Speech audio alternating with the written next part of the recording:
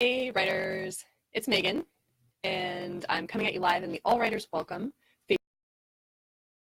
Facebook group to talk about the only outlining tool you'll ever need. Mwahaha.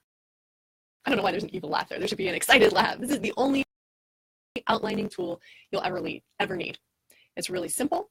It's really low tech. And in fact, you can take this tool and turn it into a concept and use it in whatever modality you want. If you're somebody who likes to work on paper, if you're somebody who likes to work on your computer, you can adapt this one tool for however you're most comfortable working. All right, so I'm just going to jump right in. What is the one and only outlining tool you'll ever need? It's actually just two questions. And those questions are, where am I now? And where do I need to be? Oh my gosh, it's so simple, right? Where am I now? And where do I need to be? And your first reaction to that might be, Megan, if I knew where I needed to be, then I wouldn't have to outline. I could just write from my head. So let me clarify a little bit more about what it means, where do I need to be, and then also what you do if you don't immediately know the answer to the question, where do I need to be? So outlining is something that's a continuous process. You're going to keep doing it as you draft your book. And outlining is different from planning, because planning is all your cool creative ideas and what you want to go into your book. Outlining is figuring out the order that you want them. So it's too soon to start outlining if you haven't already done planning, right? If you don't know what your ideas are, you can't possibly arrange them. But at the same time, you don't have to have thought of every scene and every character who will ever appear in your novel before you can start putting them in order. You can do the big part of your planning and then move into outlining. And the big part of your planning that you need is what's going to happen in terms of the central conflict. Where does your protagonist start? What's the climactic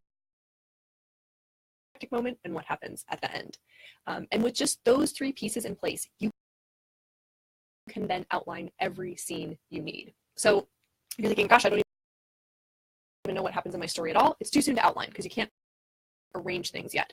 But once you have planned what your beginning, climax, and end will be, then you can outline the scene. So I said those two questions were just, where am I now and where do I need to get to? Well, if you know where you are right now and you ask, where do I need to get to? You might go, oh gosh, well, I know the next chapter, or I know a chapter 5 chapters from now, but I don't know the very next thing. That's okay. The question is, what's the next thing you do know? What's the information you do know? Because you can work toward it. So if you just ask, okay, what do I know? And you take something as simple as a Post-it and you go, bam, I know I'm right here. You write it. And then grab another Post-it and go, the very next thing I know is my character is going to get here. And you write that down. And you put those Post-its, you space them out, or you grab some index cards, or even you grab a piece of paper and you just start writing, like, here's where I am, here's where I need to go. It's totally low tech, or you can do it on your computer. Then you just start filling in what could happen between those two places. So that's the only tool you ever need to outline. Just ask, where am I now and where's the place I'm trying to get to? Well, it's easier said than done, right? So now here's the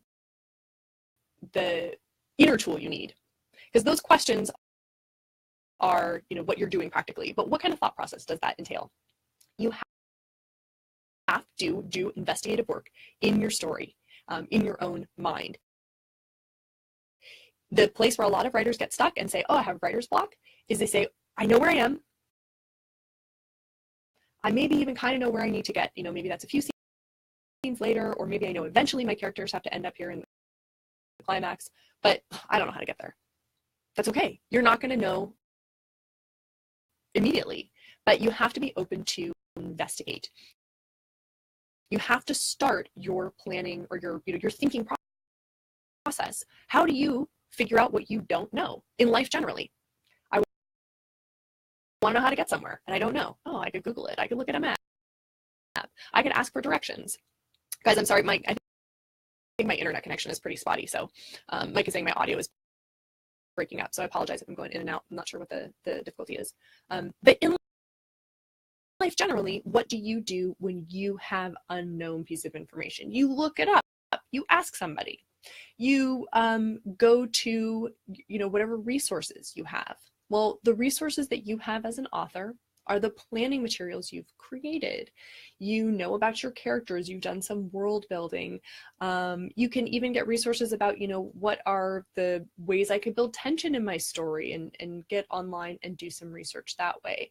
So the information is there, and it might not be there immediately in your mind, but that's why you don't stop there. You keep asking, where do I need to get to? And if I don't know immediately, how can I find out? Because your entire story is just a series of you being in one place and getting to another place, step by step. So let me walk you through an example. What if there's a really, really, really big gap between where I am and the next thing I know? Maybe I know right now, my character just moved into this new apartment, and I know eventually ghosts are gonna come and drive her insane. Like, that's where this whole story is going. But I don't know what does happen in between. That's a really big gap. Right? She just moved in, and then she's gonna go insane from all the ghosts. So, oh man, how do I break that down? Well, I have to find some other points that grab me. So if you're staring at that blank space, that's not really a practical question about what are the things that could happen in between, because that's where your story is. That could go so many different ways. So if you're looking at a really, really big gap, that's a nice time to stop and plan in a more creative way, right? Because you need to just get in touch with what's the way you want your story to go. So if you're looking at a really, really big gap, it means you need to do some creative planning. It means you need to do some free writing, talk through your ideas out loud, maybe grab a writing buddy and say, oh, okay, I'm thinking this could happen or this could happen. How do I want this woman to be haunted in her apartment? Okay, so big gap means put on your creative side and think, what do I want to have happen? If you're looking at a smaller gap, if you're at the part where she's already been terrified and her boyfriend has just broken up with her because he thinks she's crazy and he doesn't think the ghosts are real, and now in the very next scene the biggest, baddest monster ghost is going to come and scare the living daylights out of her, that's a small enough gap that you can turn to your analytical thinking to ask what should happen next. And you can just turn it into a series of steps. Again, Post-its, note cards, a piece of paper, use your computer and ask, what could happen, what would make sense to happen between where I am now and where I'm going. So it's that same question. It's still, where am I and where do I need to get, and what happens in between? So I guess that's the third really important question. How can I get there? What are the directions there? But it's a different type of planning depending if you're looking at filling in a really big space or a really small space. And what's powerful about this kind of planning, whether you have a lot you need to fill in, hey Trish, good to see you, whether you have a lot to fill in and you have to use your creative mojo, or you just have a few steps to fill in and you need to be more analytical and logical about it, what it means is you can take action. And that is the most powerful situation to be in as an author, right? You don't have to wait for inspiration. You don't have to give in to writer's block. You can say, all right, I don't know how to get there, but I do have a destination in sight. And as long as I have a destination, I can take steps to get there. So I can turn to my author tools. And again, those will be different. If it's a really big gap, you're going to just have to do some more creative thinking and ask yourself what you want to fill in. Hey, Carrie. Hey, Anne. Or you can... Or if it's a smaller gap, then you can just use more measured, practical steps. And either place is actually a really great time to talk to somebody else, not to say, what should happen in my story, but to say, hey, I'm thinking of these options in my story, this might happen or this might happen. And you can get the clarity you want. Oh, Mike says you can start at the end and figure out the steps that got you there working backward.